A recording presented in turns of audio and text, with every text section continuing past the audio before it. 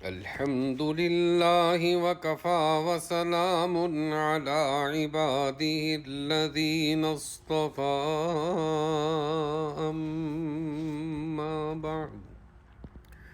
أما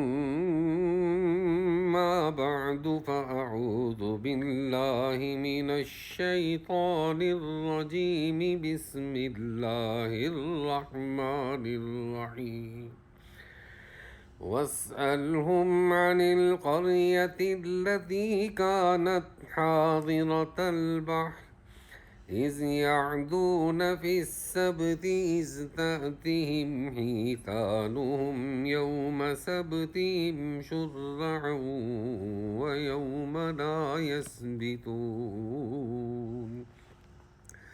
لا تأتيهم كذلك نبلوهم بما كانوا يفسقون. صدق الله العظيم وصدق رسوله النبي الكريم ونحن على ذلك لمن الشاهدين والشاكرين والحمد لله رب العالمین. حضرات 11 مرتبہ آیت کریمہ کی تلاوت بھی فرما لیجیے. اعوذ باللہ من الشیطان الرجیم. بسم اللہ الرحمن الرحیم.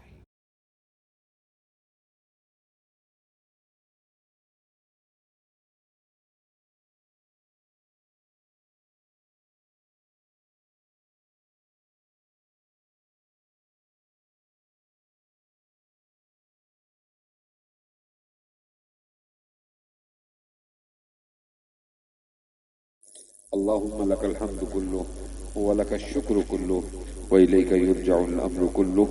الله لا إله إلا هو الحي القيوم وعنت الوجوه للحي القيوم وإلهكم إله واحد لا إله إلا هو الرحمن الرحيم. اللهم أعنا على ذكرك وشكرك وحسن عبادتك. رب اغفر وارحم وأنت خير الراحمين.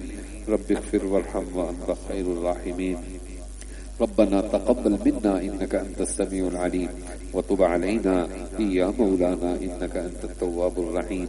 جزا الله عنا محمدا ما هو أهله وصلى الله تبارك وتعالى على خير خلق سيدنا وشفيعنا وحبيبنا ومولانا محمد وعلى آله وأصحابه أجمعين آمين برحمتك يا أرحم الراحمين. واسألهم عن القرية.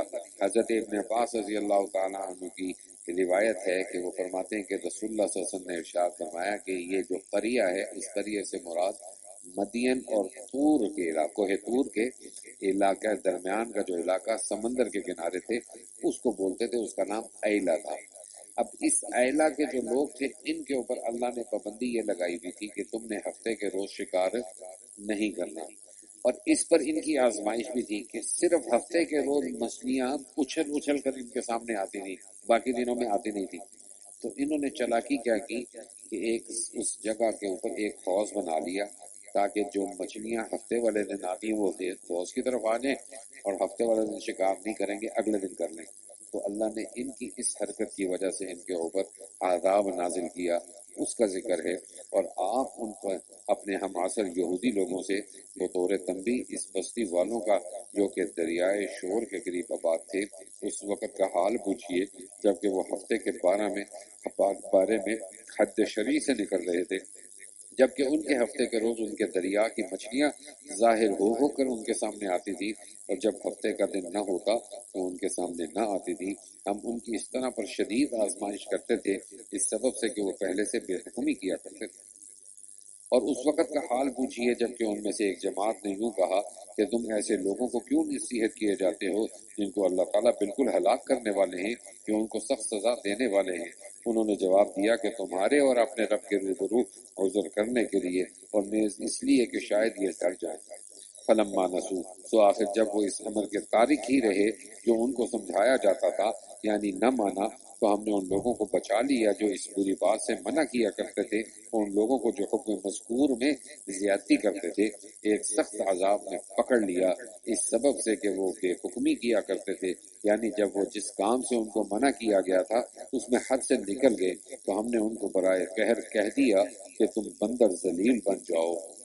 وَإِذْ تَأَذَّنَ رَبُّكُمْ، یہاں پر اب اللہ تعالیٰ یہودیوں کی مغلوبیت کو ذکر کرنے کے ہر زمانے میں ان یہودیوں پر کوئی نہ کوئی حکمران اللہ تعالیٰ مسلط کرے گا۔ پہلے حضرت سلیمان کو ان کے اوپر مسلط کیا، پھر بخت نصر کو مسلط کیا، اور یہی اللہ فرما رہے ہیں کہ قیامت تک کوئی نہ کوئی ان کے اوپر مسلط رہے گا، اسی کا ذکر فرما رہے ہیں۔ اور وہ وقت یاد کرنا چاہیے کہ جب آپ کے رب نے یہ بات بتلا دی کہ وہ ان یہود پر قیامت کے قریب تک ایسے کسی نہ کسی شخص کو ضرور مسلط کرتا رہے گا جو ان کو سزائے شدید کی تکلیف پہنچاتا رہے گا۔ بلا شبہ آپ کا رب واقعی جب چاہے جلد ہی سزا دیتا ہے، اور بلا شبہ واقعی اگر کوئی باز آ جائے تو بڑی مغفرت اور بڑی رحمت والا بھی ہے۔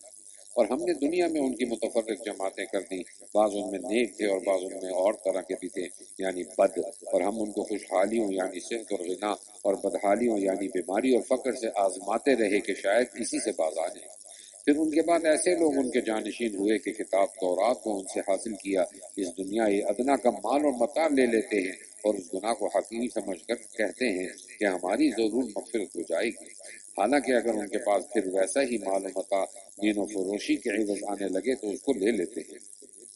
کیا ان سے اس کتاب کے اس مضمون کا عہد نہیں لیا گیا کہ خدا کی طرف بجز حق بات کے اور کسی بات کی نسبت نہ کرے؟ اور انہوں نے اس کتاب میں جو کچھ تھا اس کو پڑھ بھی لیا، اور آخرت والا گھر ان لوگوں کے لیے یعنی اس دنیا سے بہتر ہے جو ان عقائد اور اعمال قبیحہ سے پرہیز رکھتے ہیں۔ پھر کیا اے یہود تم نہیں سمجھتے؟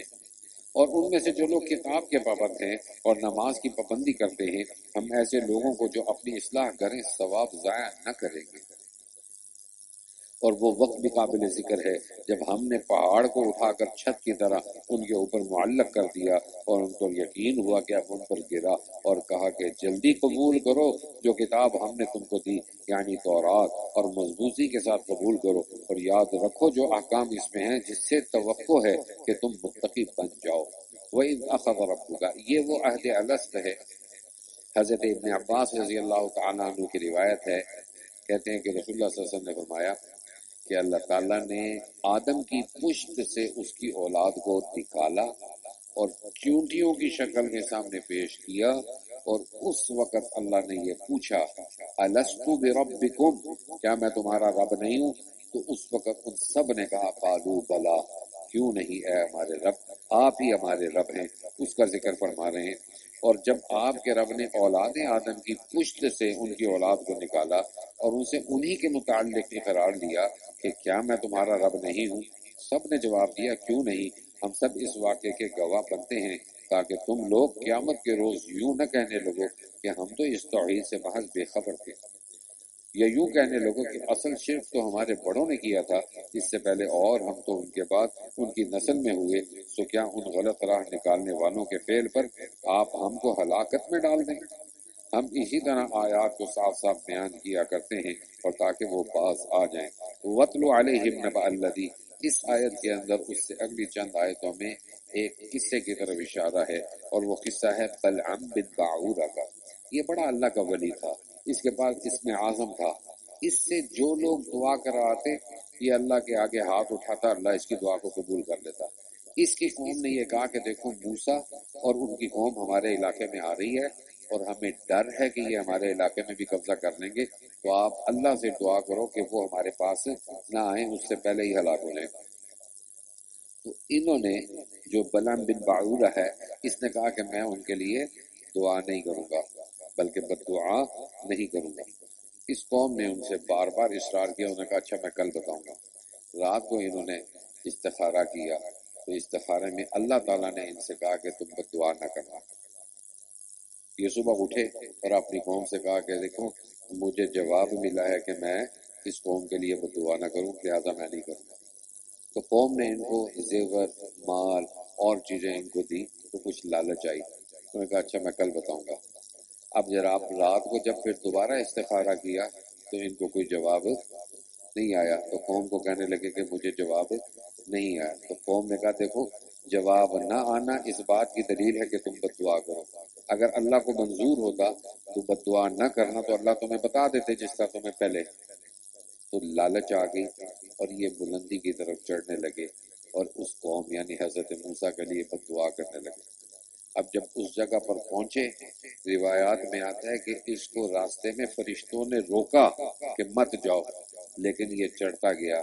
اب جب اس نے دعا کے لیے ہاتھ اٹھائے تو بنی اسرائیل کی قوم کے لیے بد دعا کرنے کے بجائے اپنی قوم کے لیے بد دعا کرنے لگ گیا. اے اللہ اس قوم کو تباہ کر، اے اللہ ان کو ذلیل کر. اب وہ قوم والے کہہ رہے ہیں کہ بھئی ہم نے تمہیں کہا ان کے لیے کرو. وہ کہتے ہیں میری زبان میرے اختیار میں نہیں، اب میں کیا کروں. تو اب اس نے کہا کہ بھئی اب میں کچھ نہیں کر سکتا. زبان اللہ نے اس کی نکال کے باہر حلق کی طرح کتے کی طرح ان کی زبان باہر لٹکنا شروع ہو گئی، ہانپنا شروع ہو گیا. انہوں نے کہا اب کوئی اور صورت نہیں سوائے اس کے کہ تم اپنی خوبصورت عورتوں کو اس کے لشکر میں ڈال دو، ان میں سے کسی ایک نے بھی اس کے ساتھ گناہ کیا تو وہ قوم تباہ ہو جائے گی. آج کل بھی آپ دیکھ لیں ہر چیز کو بیچنے کے لیے عورت کو بھیجا ہوا ہے. اب یہ عورت کیا ہے؟ یہ تباہی کا سبب ہے. پھر یہ عورتیں خوبصورت ان کے لشکر میں گئی اور ان کے لشکر کا ایک سپہ سالار اس نے ایک عورت کو پکڑا اور اس کے ساتھ گناہ کیا. اب اس گناہ کے عوض میں اللہ نے اس پورے لشکر کے اندر طاعون کی بیماری پھیلائی اور اس سے 70,000 بندے فوت ہو گئے. پھر حضرت موسیٰ نے دعا کی، اللہ نے ان کی دعا کو سنا اور توبہ کی. اللہ اسی کو اس کے اندر ذکر فرمانے وَاتْلُ عَلَيْهِمْ نَبَأَ الَّذِي آتَيْنَاهُ، اور ان لوگوں کو اس شخص کا حال پڑھ کر سنائیے کہ اس کو ہم نے اپنی آیتیں دی، پھر وہ ان سے بالکل ہی نکل گیا، پھر شیطان اس کے پیچھے لگ گیا تو وہ گمراہ لوگوں میں داخل ہو گیا. اور اگر ہم چاہتے تو اس کو ان آیتوں کی بدولت بلند مرتبہ کر دیتے، لیکن وہ تو دنیا کی طرف مائل ہو گیا اور اپنی نفسانی خواہش کی پیروی کرنے لگا، سو اس کی حالت کتے کی سی ہو گئی. اگر تو اس پر حملہ کرے تب بھی ہم پہ، یا اس کو چھوڑ دے تب بھی ہم پہ. ذالک مثل القوم، یہی حالت عام طور پر ان لوگوں کی ہے جنہوں نے ہماری آیتوں کو جھٹلایا. سو آپ اس حال کو بیان کر دیجئے، شاید وہ لوگ کچھ سوچے. حقیقت میں ان لوگوں کی حالت بھی بری حالت ہے جو ہماری آیات کو جھٹلاتے ہیں اور اس تکذیب سے وہ اپنا ہی نقصان کرتے ہیں. جس کو اللہ تعالیٰ ہدایت کرتا ہے سو ہدایت پانے والا وہی ہوتا ہے، اور جس کو وہ گمراہ رکھے تو ایسے ہی لوگ ابدی خسارے میں پڑ جاتے ہیں.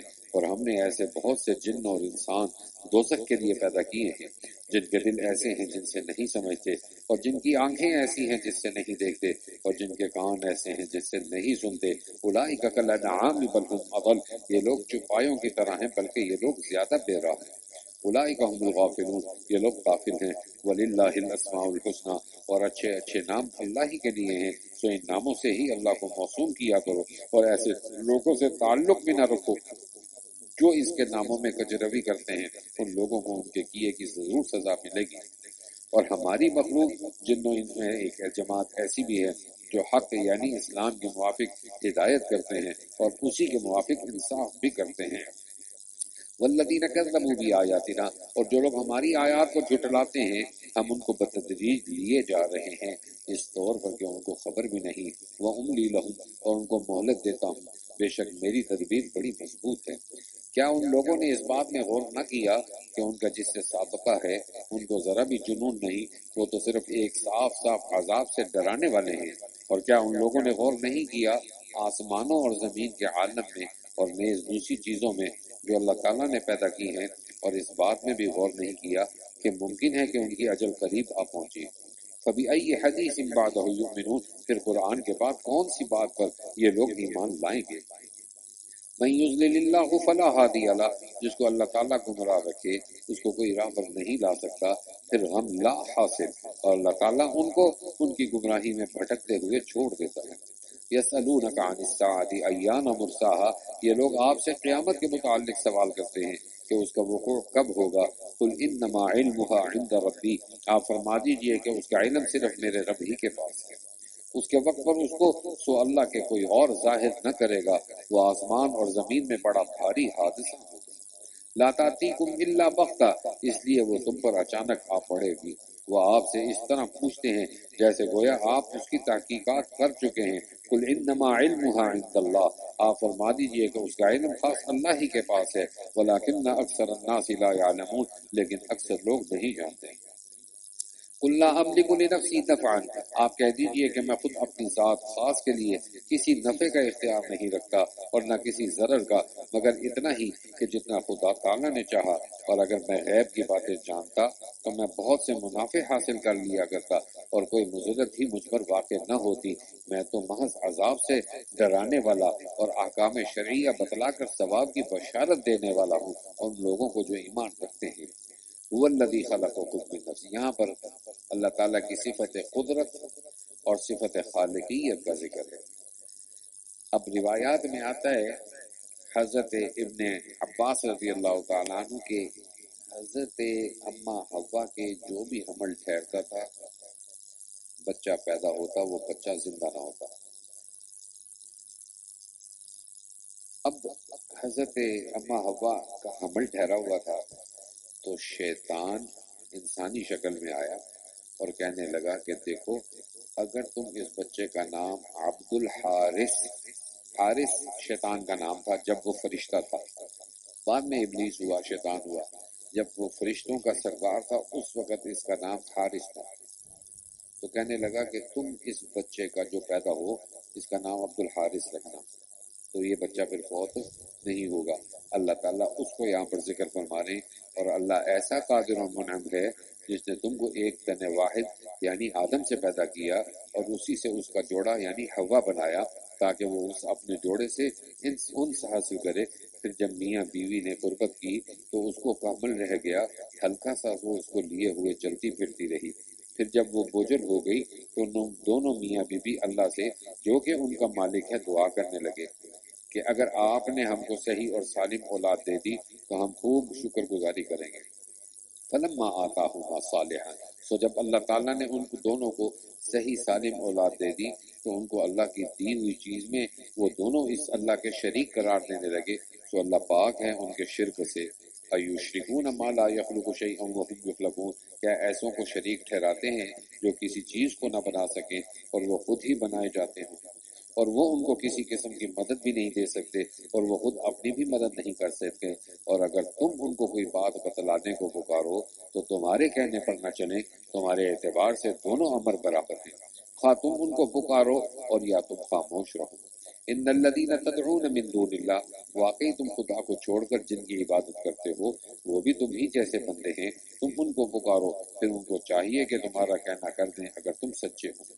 کیا ان کے پاؤں ہیں جن سے وہ چلتے ہوں، یا ان کے ہاتھ ہیں جن سے کسی چیز کو تھام سکیں، یا ان کی آنکھیں ہیں جن سے وہ دیکھتے ہوں، یا ان کے کان ہیں جن سے وہ سنتے ہوں؟ قل ادعوا شرکاءکم ثم کیدونی فلا تنظرون، آپ یہ بھی کہہ دیجئے کہ تم اپنے سب شریکوں کو بلا لو، پھر میری ضرور رسانی کی تدبیر کرو، پھر مجھ کو ذرا مہلت مت دو۔ ان ولی اللہ، یقیناً میرا مددگار اللہ تعالیٰ ہے جس نے یہ کتاب نازل فرمائی اور وہ عموماً نیک بندوں کی مدد کیا کرتا ہے۔ والذین تدعون من دونہ، اور تم جن لوگوں کی خدا کو چھوڑ کر عبادت کرتے ہو وہ تمہاری کچھ مدد نہیں کر سکتے اور نہ وہ اپنی مدد کر سکتے ہی، اور اگر ان کو کوئی بات بتلانے کو پکارو تو اس کو نہ سنیں۔ وتراہم ینظرون، اور ان کو آپ دیکھتے ہیں کہ گویا وہ آپ کو دیکھ رہے ہیں اور وہ کچھ بھی نہیں دیکھتے۔ خذ العفو وامر بالعرف واعرض عن الجاہلین، سرسری برتاؤ کو قبول کر لیا کیجیے اور نیک کام کی تعلیم کر دیا کیجیے اور جاہلوں سے ایک کنارہ ہو جایا کیجیے۔ اور اگر آپ کو کوئی وسوسہ شیطان کی طرف سے آنے لگے تو اللہ کی پناہ مانگ لیا کیجیے، بلا شبہ وہ خوب سننے والا خوب جاننے والا ہے۔ یقیناً جو لوگ خدا طرف ہیں جب ان کو کوئی خطرہ شیطان کی طرف سے آ جاتا ہے تو وہ یاد میں لگ جاتے ہیں، سو یکا یک ان کی آنکھیں کھل جاتی ہیں۔ وَإِخْوَانُهُمْ يَمُدُّونَهُمْ فِي الْغَيِّ، اور جو شیاطین کے تابع ہیں وہ ان کو گمراہی میں کھینچے چلے جاتے ہیں، ثُمَّ لَا يُقْسِمُونَ، پس وہ باز نہیں آتے۔ اور جب آپ کوئی معجزہ ان کے سامنے ظاہر نہیں کرتے تو وہ لوگ کہتے ہیں کہ آپ یہ معجزہ کیوں نہ لائے۔ آپ فرما دیجئے کہ میں اس کا اتباع کرتا ہوں جو مجھ پر میرے رب کی طرف سے حکم بھیجا گیا ہے، یہ گویا بہت سی دلیلیں ہیں تمہارے رب کی طرف سے، اور ہدایت اور رحمت ہے ان لوگوں کے لیے جو ایمان رکھتے ہیں۔ وَإِذَا قُرِئَ الْقُرْآنُ، اور جب قرآن پڑھا جایا کرے تو اس کی طرف کان لگا دیا کرو اور خاموش رہا کرو، امید ہے کہ تم پر رحمت ہو۔ اور آپ ہر شخص سے یہ بھی کہہ دیجئے کہ اے شخص اپنے رب کی یاد کیا کر اپنے دل میں عاجزی کے ساتھ اور خوف کے ساتھ اور زور زور کی آواز کی نسبت کم آواز کے ساتھ صبح اور شام، یعنی علی الدوام، اور اہل غفلت میں شمار مت ہونا۔ اب یہ آخری آیت اس سورت کی سجدے والی آیت ہے۔ قرآن کے کل 14 سجدے ہیں، ان میں سے یہ پہلا سجدہ ہے۔ اس میں فرشتوں کی تعریف کی جا رہی ہے کہ جو اللہ تعالیٰ کی عبادت سے کرتے رہتے ہیں، تکبر نہیں کرتے اور اس کی تسبیح اور تحمید میں لگے رہتے ہیں۔ ترجمہ سن لیں تو بعد میں سجدہ واجب ہو جائے گا۔ یقیناً جو ملائکہ تیرے رب کے نزدیک مقرب ہیں، وہ اس کی عبادت سے جس میں اصل عقائد ہیں تکبر نہیں کرتے اور اس کی پاکی بیان کرتے ہیں، جو کہ طاعت لسانی ہیں، اور اس کو سجدہ کرتے ہیں جو کہ اعمال اور جوارح سے ہے۔ سورۃ الانفال مدینہ میں نازل ہوئی اور 10 رکوع ہیں۔ انفال یہ جمع ہے نفل کی، جس کے معنی ہے زائد چیز۔ کیونکہ اس صورت کے اندر جہاد کا ذکر ہے اور جہاد کے اندر مال غنیمت ایک زائد چیز ہے، اس لیے اس کا نام انفال رکھا ہے۔ اس صورت کا شان نزول یہ ہے کہ جب جنگ بدر میں دشمن کو شکست ہوئی تو صحابہ کرام 3 حصوں میں تقسیم ہوئے۔ ایک حصہ تو وہ تھا جو حضرت صلی اللہ علیہ وسلم کی حفاظت کے لیے تھا، دوسرا حصہ وہ دشمن کے تعاقب میں چلا گیا، اور تیسرا حصہ جو تھا صحابہ کرام کا وہ تھا جو مال غنیمت کو اکٹھا کرتا تھا۔ اب جو لوگ مال غنیمت کو اکٹھا کر رہے تھے صحابہ کرام میں سے، تو انہوں نے یہ سمجھا کہ یہ سارا مال غنیمت ہمارا ہی ہے۔ اس موقع کے اوپر یہ صورت نازل ہوئی۔ اس کی ابتدا کے اندر غزوہ بدر کی تفصیل سے پہلے ایمان والوں کی 5 صفات ذکر کی گئی ہیں۔ نمبر 1 اللہ کی خشیت، نمبر 2 تلاوت قرآن سے ایمان کی قوت کا زیادہ ہونا، نمبر 3 اللہ پر یعنی رحمان پر توکل، نمبر 4 نماز کی حفاظت، اور نمبر 5 اللہ کے بندوں پر احسان۔ اور اس کے بعد پھر غزوہ بدر کا ایک طویل انہوں نے نقشہ کھینچا ہے عجیب انداز کے اندر، جو ترجمے سے صاف واضح ہوگا۔ ترجمہ دیکھ لیجئے۔ شروع کرتا ہوں اللہ کے نام سے جو نہایت مہربان بڑے رحم والے ہیں۔ یسألونک عن الانفال، یہ لوگ آپ سے خاص غنیمتوں کا حکم دریافت کرتے ہیں۔ آپ فرما دیجئے کہ یہ غنیمتیں اللہ کی راہ ہیں اور رسول کی ہیں، سو تم اللہ سے ڈرو اور اپنے باہمی تعلقات کی اصلاح کرو اور اللہ کی اور اس کے رسول صلی اللہ علیہ وسلم کی اطاعت کرو اگر تم ایمان والے ہو۔ کیونکہ بس ایمان والے تو ایسے ہوتے ہیں کہ جب ان کے سامنے اللہ تعالیٰ کا ذکر آتا ہے تو ان کے قلوب ڈر جاتے ہیں، اور جب اس اللہ کی آیتیں ان کو پڑھ کر سنائی جاتی ہیں تو وہ آیتیں ان کے ایمان کو اور زیادہ مضبوط کر دیتی ہیں، اور وہ لوگ اپنے رب پر توکل کرتے ہیں، اور جو کہ نماز کی پابندی کرتے ہیں اور ہم نے ان کو جو کچھ دیا ہے اس میں سے خرچ کرتے ہیں۔ اولئک هم المؤمنون حقا، بس سچے ایمان والے یہ لوگ ہیں، ان کے لیے بڑے درجے ہیں ان کے رب کے پاس، درجات عند ربهم ومغفرۃ ورزق کریم، اور ان کے لیے مغفرت ہے اور عزت کی روزی۔ جیسا آپ کے رب نے آپ کے گھر اور بستی سے مصلحت کے ساتھ آپ کو بدر کی طرف روانہ کیا اور مسلمانوں کی ایک جماعت اس کو گراں سمجھتی تھی، اور وہ اس مصلحت کے کام میں بعد اس کے کہ اس کا ظہور ہو گیا تھا، اپنے بچاؤ کے لیے آپ سے بطور مشورہ اس طرح جھگڑ رہے تھے کہ گویا کوئی ان کو موت کی طرف ہانکے لیا جاتا ہے، اور وہ دیکھ رہے ہیں۔ اور تم لوگ اس وقت کو یاد کرو جبکہ اللہ تعالیٰ تم سے ان 2 جماعتوں میں سے ایک کا وعدہ کرتے تھے وہ تمہارے ہاتھ آ جاوے گی، اور تم اس تمنا میں تھے کہ غیر مسلح جماعت یعنی قافلہ تمہارے ہاتھ آ جائے، اور اللہ تعالیٰ کو یہ منظور تھا کہ اپنے احکام سے حق کا حق ہونا عملاً ثابت کر دے اور ان کافروں کی بنیاد اور قوت کو قطع کر دے۔ لیحق الحق ویبطل الباطل ولو کرہ المجرمون، تاکہ حق کا حق ہونا اور باطل کا باطل ہونا عملاً ثابت کر دے، وہ یہ مجرم لوگ ناپسند ہی کریں۔ اس وقت کو یاد کرو جب تم اپنے رب سے فریاد کر رہے تھے، پھر اللہ تعالیٰ نے تمہاری سن لی کہ میں تم کو 1000 فرشتوں سے مدد دوں گا جو سلسلہ وار چلے آئیں گے، اور اللہ تعالیٰ نے یہ امداد محض اس حکمت کے لیے کی کہ غلبے کی بشارت ہو، اور تاکہ تمہارے دلوں کو اضطراب سے قرار ہو جائے، اور واقع میں تو نصرت اور غلبہ صرف اللہ ہی کی طرف سے ہے۔ ان اللہ عزیز الحکیم، بلا شبہ اللہ تعالیٰ زبردست حکمت والے ہیں۔ اذ یغشیکم النعاس. حضرت ابن مسعود رضی اللہ تعالیٰ عنہ کی ایک روایت سن لیجیے. جنگ کے اندر حضرت ابن مسعود فرماتے ہیں رسول اللہ صلی اللہ علیہ وسلم نے فرمایا کہ جنگ کے اندر، لڑائی کے اندر اگر اونگ آ جائے تو یہ اللہ کی طرف سے بڑا انعام ہے. انسان تھکا ہوتا ہے، اس اونگ کی وجہ سے اللہ تعالیٰ اس کی تھکاوٹ کو دور کر اس کو چست کر دیتے ہیں.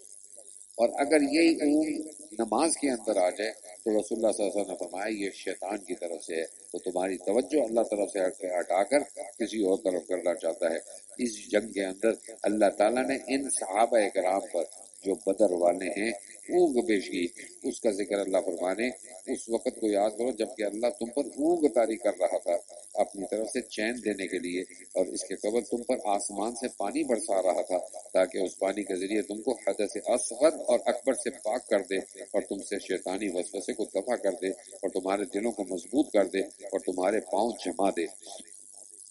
اس وقت کو یاد کرو جب کہ آپ کا رب ان فرشتوں کو حکم دیتا تھا کہ میں تمہارا ساتھی اور مددگار ہوں، سو مجھ کو مددگار سمجھ کر تم ایمان والوں کی ہمت بڑھاؤ. میں ابھی کفار کے قلوب میں روک ڈالے دیتا ہوں، سو تم کفار کی گردنوں پر مارو، ان کے پور کو مارو. یہ اس بات کی سزا ہے کہ انہوں نے اللہ اور اس کے رسول صلی اللہ علیہ وسلم کی مخالفت کی، اور جو اللہ اور اس کے رسول صلی اللہ علیہ وسلم کی مخالفت کرتا ہے سو اللہ تعالیٰ اس کو سخت سزا دیتے ہیں. ذالکم فذوقوہ، سو یہ سزا تو تم چکھو اور جان رکھو کہ کافروں کے لیے جہنم کا عذاب مقرر ہی ہے. یا ایھا الذین آمنوا، اے ایمان والو، جب تم کافروں سے جہاد میں دو بدو مقابل ہو جاؤ تو ان سے پشت مت پھیرنا.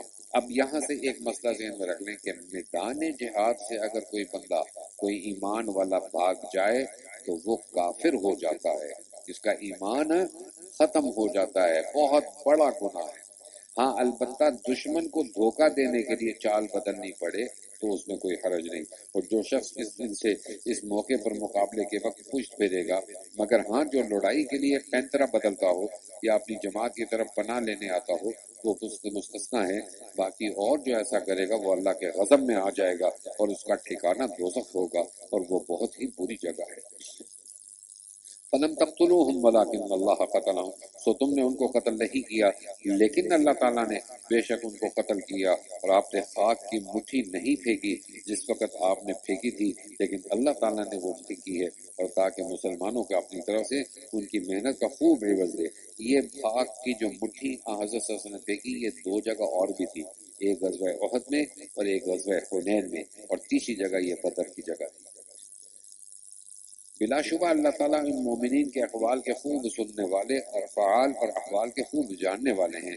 ذالکم ان اللہ موہن کید الکافرین، ایک بات تو یہ ہوئی، اور دوسری واقعی بات یہ ہے کہ اللہ تعالیٰ کو کافروں کی تدبیر کا کمزور کرنا تھا. اگر تم لوگ فیصلہ چاہتے ہو تو وہ فیصلہ تو تمہارے سامنے موجود ہوا، اور اگر باز آ جاؤ تو یہ تمہارے لیے نہایت خوب ہے، اور اگر تم پھر وہی کام کرو گے تو ہم بھی پھر وہی کام کریں گے، اور تمہاری جمعیت تمہارے ذرا بھی کام نہ آئے گی، گو گنتی زیادہ ہو. وَأَنَّ اللَّهَ مَعَ الْمُؤْمِنِينَ، اور واقعی بات یہ ہے کہ اللہ تعالیٰ ایمان والوں کے ساتھ ہے. یا ایھا الذین آمنوا اطیعوا اللہ ورسولہ، اے ایمان والو اللہ کا کہنا مانو اور اس کے رسول کا، اور اس کا کہنا ماننے سے روگردانی مت کرو، اور تم اعتقاد سے سن تو لیتے ہی، اور تم ان لوگوں کی طرح مت ہو جانا جو دعویٰ تو کرتے ہیں کہ ہم نے سن لیا، حالانکہ وہ سنتے سناتے کچھ نہیں.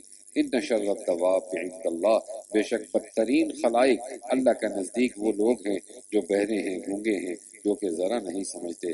ولو علم اللہ، اور اگر اللہ تعالیٰ ان میں کوئی خوبی دیکھتے تو ان کو سننے کی توفیق دیتے، اور اگر ہم ان کو سنا دیں تو ضرور روگردانی کریں گے بے رخی کرتے ہوئے. یا ایھا الذین آمنوا استجیبوا، ترمذی کی روایت میں ہے کہ حضور صلی اللہ علیہ وسلم نے حضرت ابی ابن کعب کو آواز دی، اور حضرت ابی ابن کعب نماز پڑھ رہے تھے، تو انہوں نے نماز پڑھتے ہوئے جواب نہیں دیا، تو اللہ نے یہ آیت نازل کی تم جس حالت میں بھی ہو رسول اللہ تمہیں پکارے تو تمہیں ان کا جواب دینا چاہیے اگرچہ تم نماز میں کیوں نہ ہو. اے ایمان والو، تم اللہ اور رسول کے کہنے کو بجا لایا کرو جبکہ رسول تم کو تمہاری زندگی بخشش چیز کی طرف بلاتے ہیں، اور جان رکھو کہ اللہ تعالیٰ آڑ بن جایا کرتا ہے آدمی اور اس کے قلب کے درمیان میں، اور بلا شبہ تم سب خدا ہی کے پاس جمع ہونا ہے. واتقوا فتنة لا تصيبن الذين ظلموا منكم خاصة، اور تم ایسے وبال سے بچو کہ جو خاص انہی لوگوں پر واقع نہ ہوگا جو تم میں ان گناہوں کے مرتکب ہوئے ہیں، اور جان رکھو کہ اللہ تعالیٰ سخت سزا دینے والے ہیں۔ اور اس حالت کو یاد کرو جب کہ تم قلیل تھے، سرزمین میں کمزور شمار کیے جاتے تھے، اس اندیشے میں رہتے تھے کہ تم مخالف لوگ نوچ کو سوٹ لیں، تو ایسی حالت میں اللہ نے تم کو مدینے میں رہنے کو جگہ دی اور تم کو اپنی نصرت سے قوت دی اور تم کو نفیس نفیس چیزیں عطا فرمائی تاکہ تم شکر کرو۔ اے ایمان والو، تم اللہ اور رسول کے حقوق میں خلط مت ڈالو اور اپنی قابل حفاظت چیزوں میں خلط مت ڈالو، اور تم تو اس کا مضر ہونا جانتے ہو۔ وَاعْلَمُوا أَنَّمَا أَمْوَالُكُمْ وَأَوْلَادُكُمْ فِتْنَةٌ، اور تم اس بات کو جان رکھو کہ تمہارے اموال اور تمہاری اولاد ایک امتحان کی چیز ہے۔ وَأَنَّ اللَّهَ عِندَهُ أَجْرٌ عَظِيمٌ، اور اس بات کو بھی جان رکھو کہ اللہ تعالیٰ کے پاس بڑا بھاری اجر موجود ہے۔ یا ایھا الذین آمنوا، اے ایمان والو، اگر تم اللہ سے ڈرتے رہو گے تو اللہ تعالیٰ تم کو ایک فیصلے کی چیز دے گا اور تم سے تمہارے گناہ دور کرے گا اور تم کو بخش دے گا، اور اللہ تعالیٰ بڑے فضل والا ہے۔ وَإِذْ يَمْكُرُ، اب یہ یہاں سے ایک ہجرت سے پہلے کا ایک واقعے کی طرف اشارہ کیا جا رہا ہے کہ کفار مکہ نے آپس میں یہ مشورہ کیا کہ رسول اللہ صلی اللہ علیہ وسلم کو یا تو قید کر لیں یا ان کو قتل کر ڈالیں۔ اور ابو جہل نے یہ اعلان کیا تھا، اس نے کہا تھا کہ جو رسول اللہ کو پکڑ کے لائے قتل کر دے، اس کو میں 100 اونٹ دوں گا۔ اور عرب کے اندر جو سب سے قیمتی چیز ہوتی تھی وہ اونٹ ہوتے تھے۔ تو کہتے ہیں جب یہ اعلان انہوں نے سنا، جس کا جس طرف منہ تھا ادھر بھاگ پڑا حضور کو قتل کرنے۔ اللہ نے حضور کو وحی کے ذریعے بتا دیا، وَإِذْ يَمْكُرُ بِكَ الَّذِينَ كَفَرُوا لِيُثْبِتُوكَ أَوْ يَقْتُلُوكَ أَوْ يُخْرِجُوكَ، اور اس واقعے کا بھی ذکر کیجئے جبکہ کافر لوگ آپ کی نسبت بڑی بڑی تدبیریں سوچ رہے تھے کہ آیا آپ کو قید کر لیں یا آپ کو قتل کر ڈالیں یا آپ کو خارج وطن کر دیں، اور وہ اپنی تدبیریں کر رہے تھے۔ وَيَمْكُرُ اللَّهُ، اور اللہ میاں اپنی تدبیریں کر رہے تھے۔ وَاللَّهُ خَيْرُ الْمَاكِرِينَ، اور سب سے زیادہ مستحکم تدبیر والا اللہ ہے۔ وَإِذَا تُتْلَىٰ عَلَيْهِمْ آيَاتُنَا، اور جب ان کے سامنے ہماری آیتیں پڑھی جاتی ہیں تو کہتے ہیں کہ ہم نے سن لیا، اور اگر ہم ارادہ کریں تو اس کے برابر ہم بھی کہلائیں، یہ تو کچھ بھی نہیں، صرف بے سند باتیں ہیں جو پہلو سے منقول چلی آ رہی ہیں۔ وَإِذْ قَالُوا اللَّهُمَّ إِنْ كَانَ هَٰذَا هُوَ الْحَقُّ، اور جب کہ ان لوگوں نے کہا اے اللہ اگر یہ قرآن آپ کی طرف سے واقعی ہے تو ہم پر آسمان سے پتھر برسائیے یا ہم پر کوئی اور دردناک عذاب واقع کر دیجیے۔ وما كان الله ليعذبهم وانت فيهم، یہ ہے حضور صلی اللہ علیہ وسلم کی شفقت اور محبت، اور یہ چادر اللہ کی طرف سے کہ اللہ کیا فرماتے ہیں، اللہ تعالیٰ ایسا نہ کریں گے کہ ان میں آپ کے ہوتے ہوئے ان کو ایسا عذاب دیں، اور نیز اللہ تعالیٰ ان کو ایسا عذاب نہ دیں گے جس حالت میں کہ وہ استغفار بھی کرتے رہتے ہیں۔ وما لهم الا يعذبهم الله، اور نیز ان کا کیا استحقاق ہے کہ اللہ تعالیٰ ان کو بالکل بھی معمولی سزا بھی نہ دیں، حالانکہ وہ لوگ مسلمانوں کو مسجد حرام سے روکتے ہیں، حالانکہ وہ لوگ اس مسجد کے متولی بننے کے بھی لائق نہیں، اس کے متولی تو سوائے متقیوں کے اور کوئی بھی اشخاص نہیں، لیکن ان میں اکثر لوگ اپنی نالائقی کا علم نہیں رکھتے۔ وما كان صلاتهم، یہاں سے اب کفار کی ایک حرکت کو اللہ تعالیٰ بیان کر رہے ہیں۔ وہ حرکت کیا تھی کہ یہ جب خانہ کعبہ میں جاتے تھے نا تو بجائے عبادت کرنے کے سیٹیاں مارتے تھے، سیٹیاں مار کے وہ کہتے تھے یہی ہماری عبادت ہے۔ اللہ ان کی اس بات کو یہاں نقل فرما رہے ہیں، وما كان صلاتهم عند البيت الا بكاء، اور ان کی نماز خانہ کعبہ کے پاس صرف یہ تھی کہ سیٹیاں بجانا اور تالیاں بجانا۔ فذوقوا العذاب، تو اس عذاب کا مزہ چکھو اپنے کفر کے سبب۔ بلا شک یہ کافر لوگ اپنے مالوں کو اس لیے خرچ کر رہے ہیں کہ اللہ کی راہ سے روکیں، تو یہ لوگ تو اپنے مالوں کو خرچ کرتے ہی رہیں گے مگر پھر وہ مال ان کے حق میں باعث حسد ہو جائیں گے۔ والذین کفروا الی جہنم، پھر آخر مغلوب ہی ہو جائیں گے اور کافر لوگوں کو دوزخ کی طرف جمع کیا جائے گا۔ لیمیز اللہ الخبیث من الطیب ویجعل الخبیث بعدہ، تاکہ اللہ تعالیٰ ناپاک لوگوں کو پاک لوگوں سے الگ کر دے اور ان سے الگ کر کے ناپاکوں کو ایک دوسرے سے ملا دے، یعنی ان سب کو متصل کر دے، پھر ان سب کو جہنم میں ڈال دے۔ ایسے ہی لوگ پورے خسارے میں۔ قل للذین کفروا، آپ ان کافروں سے کہہ دیجئے کہ اگر یہ لوگ اپنے کفر سے باز آ جائیں گے تو ان کے گناہ سارے جو اسلام سے پہلے ہو چکے ہیں سب معاف کر دیے جائیں گے، اور اگر اپنی وہی کفر کی عادت رکھیں گے تو ان کو سنا دیجئے کہ کفار سابقین کے حق میں قانون نافذ ہو چکا ہے۔ وقاتلوہم، اور تم ان کفار عرب سے اس حد تک لڑو کہ ان میں فساد عقیدہ یعنی شرک نہ رہے اور دین خالص اللہ ہی کا ہو جائے. پھر اگر کفر سے باز آ جائیں تو اللہ تعالیٰ ان کے اعمال کو خوب دیکھتے ہیں. وَإِن تَوَلَّوْا فَاعْلَمُوا، اور اگر روح گردانی کریں تو یقین رکھو کہ اللہ تعالیٰ تمہارا رفیق ہے، وہ بہت اچھا رفیق ہے اور بہت اچھا مددگار ہے. وَاعْلَمُوا أَنَّمَا غَنِمْتُمْ، اب یہاں پر مال غنیمت کی تقسیم کار کا بیان کیا جا رہا ہے کہ مال غنیمت جو تمہیں ملتا ہے جنگ سے اس کو کس طرح تقسیم کیا جائے گا.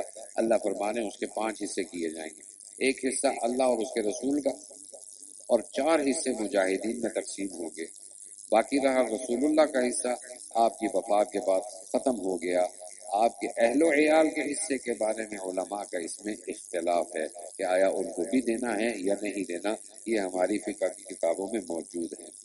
وَاعْلَمُوا أَنَّمَا غَنِمْتُم مِّن شَيْءٍ، اور اس بات کو جان لو کہ شے کفار سے بطور غنیمت تم کو حاصل ہو تو اس کا حکم یہ ہے کہ کل 5واں حصہ اللہ کا اور اس کے رسول کا ہے، اور ایک حصہ آپ کے قرابت داروں کا ہے، اور ایک حصہ یتیموں کا ہے، اور ایک حصہ غریبوں کا ہے، اور ایک حصہ مسافروں کا، اگر تم اللہ تعالیٰ پر یقین رکھتے ہو اور اس چیز پر جس کو ہم نے اپنے بندے یعنی محمد صلی اللہ علیہ وسلم پر فیصلے کے دن یعنی جس دن بدر میں دونوں جماعتیں مومنین اور کفار کی باہم مقابل ہوئی تھی نازل فرمایا تھا. واللہ علی کل شیء قدیر، اور اللہ ہی ہر شے پر پوری قدرت رکھنے والے ہیں. اور یہ وہ وقت تھا کہ جب تم اس میدان کے ادھر والے کنارے پر تھے اور وہ لوگ یعنی کفار اس میدان کے ادھر والے کنارے پر تھے، اور وہ قافلہ قریش کا تم سے نیچے کی طرف کو بچا ہوا تھا. اور اگر تم کو اور وہ کوئی بات ٹھہراتے تو ضرور اس تقرر کے بارے میں تم میں اختلاف ہوتا، لیکن تاکہ جو بات اللہ کو کرنا منظور تھی اس کی تکمیل کر دے، یعنی تاکہ جس کو برباد یعنی گمراہ ہونا ہے وہ نشان آئے پیچھے برباد ہو، اور جس کو زندہ یعنی ہدایت یافتہ ہونا ہے وہ بھی نشان آئے پیچھے زندہ ہو. وَإِنَّ اللَّهَ لَسَمِيعٌ عَلِيمٌ، اور بلا شبہ اللہ تعالیٰ خوب سننے والے خوب جاننے والے. اِذْ يُرِيكَهُمُ اللَّهُ، اب جو مسلمانوں کی تعداد تھی بدر میں وہ تھی 313 نہتے، اور مقابلے کے اندر 1000، لیکن اللہ نے ان کی تعداد کو حضرت صلی اللہ علیہ وسلم کے سامنے کم دکھلائی تاکہ ان کفار کا ان مسلمانوں پر اور رعب نہ پڑے. اسی کا اللہ ذکر یہاں فرمانے، اور وہ وقت بھی قابل ذکر ہے کہ جب اللہ تعالیٰ نے آپ کے خواب میں آپ کو وہ لوگ کم دکھلائے، اور اگر اللہ تعالیٰ آپ کو وہ لوگ زیادہ دکھلا دیتے تو تمہاری ہمتیں ہار جاتی اور اس میں تم میں باہم نزاع یعنی اختلاف ہو جاتا. لیکن اللہ نے اس کم ہمتی اور اختلاف سے بچا لیا، بے شک وہ دلوں کی باتوں کو خوب جانتا ہے. اور اس وقت کو یاد کرو جب کہ اللہ تعالیٰ تم کو جب کہ تم مقابل ہوئے وہ لوگ تمہاری نظر میں کم کر کے دکھلا رہے تھے، اور اسی طرح ان کی نگاہ میں تم کو کم کر کے دکھلا رہے تھے تاکہ جو بات اللہ کو کرنا منظور تھی اس کی تکمیل کر دے. وَإِلَى اللَّهِ تُرْجَعُ الْأُمُورُ، اور سب مقدمے اللہ ہی کی طرف رجوع کیے جائیں گے. یا ایھا الذین آمنوا اذا لقیتم فئة فاثبتوا واذکروا اللہ کثیرا لعلکم تفلحون. اے ایمان والو، جب تم کسی جماعت سے جہاد میں مقابلہ کا اتفاق ہوا کرے تو ان آداب کا لحاظ رکھو کہ ایک یہ کہ ثابت قدم رہو اور اللہ کا خوب کثرت سے ذکر کرو، امید ہے کہ تم کامیاب ہو. وَأَطِیعُوا اللَّهَ وَرَسُولَهُ، اور اللہ اور اس کے رسول کی اطاعت کا لحاظ کیا کرو اور نزاع مت کرو، نہ اپنے امام سے نہ اپنے آپس میں، ورنہ کم ہمت ہو جاؤ گے اور تمہاری ہوا اکھڑ جائے گی. اور صبر کرو، بے شک اللہ تعالیٰ صبر کرنے والوں کے ساتھ ہے. اور ان کافر لوگوں کے مشابہ مت ہونا کہ جو اسی واقع بدر میں اپنے گھروں سے اتراتے ہوئے اور لوگوں کو اپنی شان دکھلاتے ہوئے نکلے اور اللہ کو لوگوں کو اللہ کے رستے سے دین سے روکتے تھے، اور اللہ تعالیٰ ان کے اعمال کو اپنے علم کے احاطے میں لیے ہوئے تھے. وَإِذْ زَيَّنَ لَهُمُ الشَّيْطَانُ، اور اس وقت وہ ان سے ذکر کیجیے جبکہ شیطان نے ان کفار کو ان کے اعمال خوشنما کر کے دکھلائے اور کہا کہ لوگوں میں سے آج کوئی تم پر غالب آنے والا نہیں اور میں تمہارا حامی ہوں. پھر جب دونوں جماعتیں کفار اور مسلمین کی ایک دوسرے کے مقابل ہوئیں تو وہ الٹے پاؤں بھاگا اور یہ کہا کہ میرا تم سے کوئی واسطہ نہیں، میں ان چیزوں کو دیکھ رہا ہوں جو تم کو نظر نہیں آتی، مراد فرشتے ہیں، میں خدا سے ڈرتا ہوں اور اللہ تعالیٰ سخت سزا دینے والا. تو پھر اس کے اندر 70 بڑے بڑے کفار قتل ہوئے، اور حضور صلی اللہ علیہ وسلم خیمے سے باہر نکل کر نشان لگائے کہ یہاں پر عتبہ مرے گا، یہاں ابو جہل مرے گا، یہاں فلاں مرے گا. صحابہ فرماتے ہیں جب جہاں جہاں حضور نے نشان لگائے تھے بعینہ ہی اسی جگہ ان کی لاشیں پڑی ہوئی. اذ یقول المنافقون، یہاں پر اب غزوہ بدر کے موقع پر منافقین مسلمانوں کا مذاق اڑاتے تھے، اور وہ مذاق کیا اڑاتے تھے؟ کہتے دیکھو نہ ان جسموں میں اتنی جان ہے، نہ ان کے پاس لڑنے کے لیے اسلحہ ہے، یہ اس طرح کی باتیں کر کے ان کو کم ہمت کرتے تھے۔ اللہ ان کے اس بات کو یاد نقل فرماتے ہیں، اور وہ وقت بھی قابل ذکر ہے کہ جب منافقین اور جن کے دلوں میں شک کی بیماری تھی یوں کہتے تھے کہ ان مسلمان لوگوں کو ان کے دین نے بھول میں ڈال رکھا ہے، اور جو شخص اللہ پر بھروسہ کرتا ہے تو بلا شبہ اللہ تعالیٰ زبردست ہے اور حکمت والے بھی ہیں۔ اور اگر آپ اس وقت کا واقعہ دیکھیں جبکہ فرشتے ان موجودہ کافروں کی جان قبض کرنے جاتے ہیں اور ان کے منہ پر اور ان کی پشتوں پر مارتے جاتے ہیں اور یہ کہتے جاتے ہیں کہ ابھی کیا ہے، آگے چل کر آگ کی سزا جھیلنا، اور یہ عذاب ان اعمال کفریہ کی وجہ سے ہے جو تم نے اپنے ہاتھوں سے میٹے ہیں، اور یہ امر ثابت ہی ہے کہ اللہ تعالیٰ بندوں پر ظلم کرنے والے نہیں۔ ان کی حالت ایسی ہے جیسے فرعون والوں کی اور ان سے پہلے کے کافر لوگوں کی حالت تھی کہ انہوں نے آیات الہیہ کا انکار کیا، تو اللہ تعالیٰ نے ان کے ان گناہوں پر ان کو پکڑ لیا۔ ان اللہ قوی شدید العقاب، بلا شبہ اللہ تعالیٰ بڑی قوت والے، سخت سزا دینے والے۔ یہ بات اس سبب سے ہے کہ اللہ تعالیٰ کسی ایسی نعمت کو جو کسی قوم کو عطا فرمائی ہو نہیں بدلتے جب تک کہ وہی لوگ اپنے ذاتی اعمال کو نہیں بدل ڈالتے، اور یہ امر ثابت ہی ہے کہ اللہ تعالیٰ بڑے سننے والے، بڑے جاننے والے ہیں۔ ان کی حالت فرعون والوں اور ان سے پہلے والوں کی سی حالت ہے کہ انہوں نے اپنے رب کی آیات کو جھٹلایا، جس پر ہم نے ان کو ان کے گناہوں کے سبب ہلاک کر دیا اور فرعون والوں کو غرق کر دیا۔ وَكُلٌّ كَانُوا ظَالِمِينَ، اور وہ سب ظالم تھے۔ بلا شبہ بدترین خلائق اللہ کے نزدیک یہ کافر لوگ ہیں تو یہ ایمان نہ لائیں گے۔ الذین عاہدت منہم، یہاں پر بنو قریظہ کا جو یہودی ایک قبیلہ مدینہ منورہ میں تھے، حضرت صلی اللہ علیہ وسلم نے ان سے ایک عہد کیا تھا کہ دیکھو اگر تم نے مدینہ میں رہنا ہے تو جو مکہ کے مشرک ہیں ان کے ساتھ نہ ملنا، نہ ہماری باتیں بتانا۔ تو انہوں نے یہ عہد کر لیا، رسول اللہ صلی اللہ علیہ وسلم نے مدینہ میں ان کو رہنے دیا، لیکن انہوں نے مکہ والوں کو حضرت صلی اللہ علیہ وسلم کی اور صحابہ کی باتیں پہنچانی شروع کی۔ اس کا اللہ فرمانے ہیں کہ انہوں نے عہد توڑا ہے۔ الذین عاہدت منہم، جن کی یہ کیفیت ہے کہ آپ ان سے کئی بار عہد لے چکے ہیں مگر پھر بھی وہ ہر بار اپنا عہد توڑ ڈالتے ہیں اور وہ عہد شکنی سے ڈرتے نہیں۔ تو اگر آپ لڑائی میں ان لوگوں پر قابو پائیں تو ان پر حملہ کر کے اس کے ذریعے سے ان لوگوں کو جو کہ ان کے علاوہ ہیں منتشر کر دیجئے تاکہ وہ لوگ سمجھ جائیں۔ اور اگر آپ کو کسی قوم سے خیانت یعنی عہد شکنی کا اندیشہ ہو تو آپ عہد اس کو اسی طرح واپس کر دیجئے کہ آپ اور وہ اس اسلام میں برابر ہو جائیں۔ بلا شبہ اللہ تعالیٰ خیانت کرنے والوں کو پسند نہیں کرتا۔ اور کافر لوگ اپنے کو یہ خیال نہ کریں کہ وہ بچ جائیں گے، یقیناً وہ لوگ خدا تعالیٰ کو عاجز نہیں کر سکتے۔ اور ان کافروں کے لیے جس قدر تم سے ہو سکے قوت یعنی ہتھیار سے اور پلے ہوئے گھوڑوں سے سامان درست رکھو اور اس کے ذریعے سے تم اپنا روب جمائے رکھو ان پر جو کہ کفر کی وجہ سے اللہ کے دشمن ہیں اور تمہارے دشمن ہیں، اور ان کے علاوہ دوسروں پر بھی جن کو تم بالیقین نہیں جانتے۔ وما تنفقوا من شیء فی سبیل اللہ، ان کو اللہ ہی جانتا ہے، اور اللہ کی راہ میں جو چیز بھی خرچ کرو گے وہ تم کو پورا پورا دے دیا جائے گا اور تمہارے لیے کچھ کمی نہ ہوگی۔ وَإِن جَنَحُوا لِلسَّلْمِ فَاجْنَحْ لَهَا، اور اگر وہ کفار صلح کی طرف جھکیں تو آپ بھی اس طرف جھک جائیے اور اللہ پر بھروسہ کیجیے، رکھیے۔ إِنَّهُ هُوَ السَّمِيعُ الْعَلِيمُ، بلا شبہ وہ خوب سننے والا، خوب جاننے والا ہے۔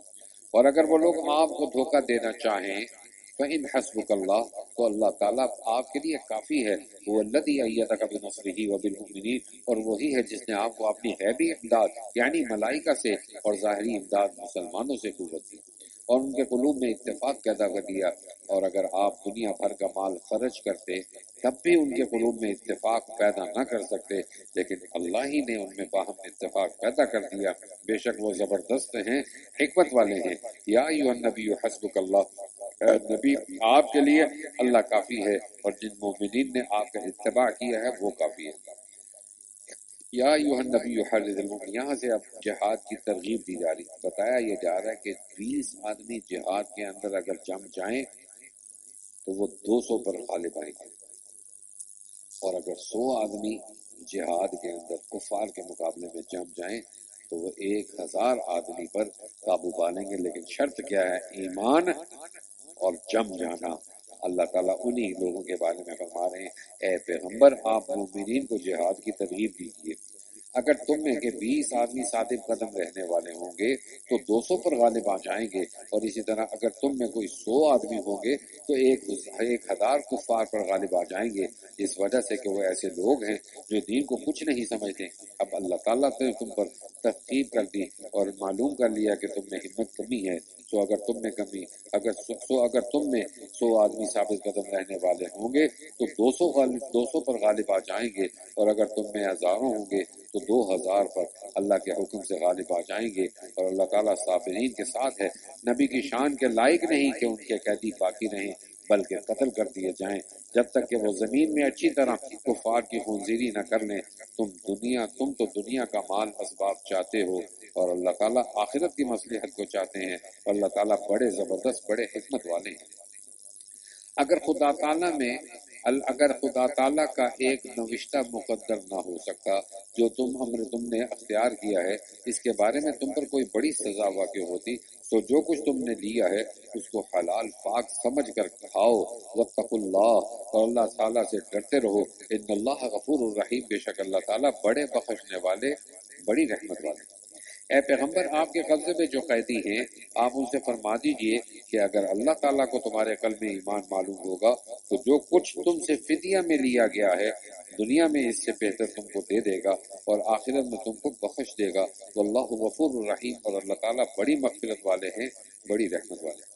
اور اگر بالفرض یہ لوگ آپ کے ساتھ خیانت یعنی نقض عہد کرنے کا ارادہ رکھتے ہوں تو کچھ فکر نہ کیجیے کہ اس سے پہلے انہوں نے اللہ کے ساتھ خیانت کی تھی، واللہ علیم الحکیم، پھر اللہ تعالیٰ نے ان کو گرفتار کرا دیا، اور اللہ تعالیٰ خوب جاننے والے ہیں بڑی حکمت والے ہیں۔ بے شک جو لوگ ایمان لائے اور جنہوں نے ہجرت کی اور اپنے مال اور جان سے اللہ کے راستے میں جہاد بھی کیا، اور جن لوگوں نے رہنے کو جگہ دی اور مدد کی، یہ لوگ باہم ایک دوسرے کے وارث ہوں گے۔ اور جو لوگ ایمان تو لائے اور ہجرت نہیں کی، تمہارا ان سے میراث کا کوئی تعلق نہیں جب تک کہ وہ ہجرت نہ کریں، اور اگر وہ تم سے دین کے کام میں مدد چاہیں تو تمہارے ذمہ مدد کرنا واجب ہے، مگر اس قوم کے مقابلے میں نہیں کہ تم میں اور ان میں باہم عہد صلح کا ہو، اور اللہ تعالیٰ تمہارے سب کاموں کو دیکھتے ہیں۔ والذین کفروا بعضهم، اور جو لوگ کافر ہیں وہ باہم ایک دوسرے کے وارث ہیں۔ الا تفعلوه تکن فتنہ، اگر اس حکم مذکور پر عمل نہ کرو گے تو دنیا میں بڑا فتنہ اور بڑا فساد پھیلے گا۔ اور جو لوگ اول مسلمان ہوئے اور انہوں نے ہجرت نبویہ کے زمانے میں ہجرت کی اور اللہ کی راہ میں جہاد بھی کرتے رہے، اور جن لوگوں نے ان مہاجرین کو اپنے یہاں ٹھہرایا اور ان کی مدد کی، یہ لوگ ایمان کا پورا حق ادا کرنے والے ہیں، ان کے لیے آخرت میں بڑی مغفرت اور جنت میں بڑی معزز روزی ہے۔ والذین آمنوا من بعد وہاجروا، اور جو لوگ ہجرت نبویہ کے بعد کے زمانے میں ایمان لائے اور ہجرت کی اور تمہارے ساتھ جہاد کیا، تو یہ لوگ وہ فضیلت میں تمہارے برابر نہیں لیکن تاہم تمہارے ہی شمار میں ہیں، اور جو لوگ رشتہ دار ہیں کتاب اللہ میں ایک دوسرے کی میراث کے زیادہ حقدار ہیں۔ ان اللہ بکل شیء علیم، بے شک اللہ تعالیٰ ہر چیز کو خوب جانتے ہیں۔ وآخر دعوانا ان الحمد للہ رب العالمین۔ اللهم لك الحمد كله ولك الشكر كله وإليك يرجع الأمر كله، الله لا إله إلا هو الحي القيوم وعنت الوجوه للحي القيوم وإلهكم إله واحد لا إله إلا هو الرحمن الرحيم۔ اللهم أعنا على ذكرك وشكرك وحسن عبادتك، رب اغفر وارحم وأنت خير الراحمين، رب اغفر وارحم وأنت خير الراحمين۔ ربنا تقبل منا إنك أنت السميع العليم وتب علينا يا مولانا إنك أنت التواب الرحيم۔ جزا الله عنا محمدا ما هو أهله، وصلى الله تبارك وتعالى على خير خلقه سيدنا وشفيعنا وحبيبنا ومولانا محمد وعلى آله وأصحابه أجمعين، آمين برحمتك يا أرحم الراحمين۔